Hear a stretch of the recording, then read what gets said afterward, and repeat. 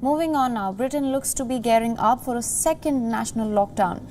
The warning shot came last week with Britain's top scientific advisors saying the country could have a worse wave than the first one if the government does not move quickly and act now. WION's Mandy Clark has the story. Take a look. To the tyranny! The tyranny of the New World Order!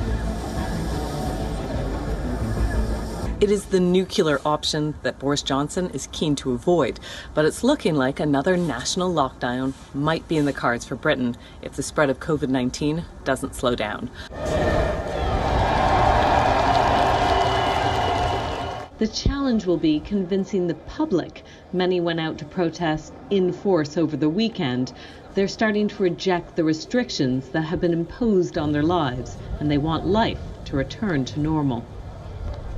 So I'm not saying that coronavirus doesn't exist. What I'm saying is it's been blown out of complete proportion. So there are people, and I feel sorry for people who have died. My own father died March this year, and he had a stroke. He was old, went into hospital, had a number of strokes in hospital.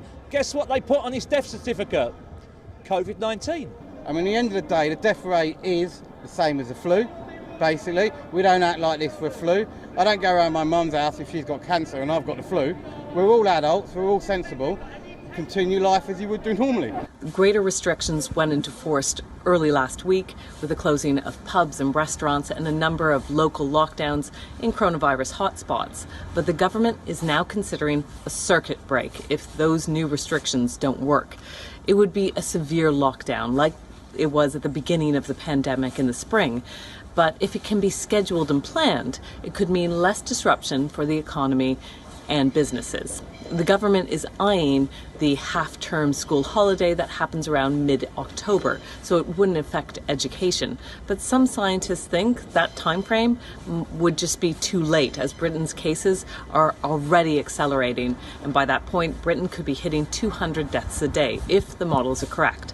It seems the question of another national lockdown in Britain is a question of when, not if.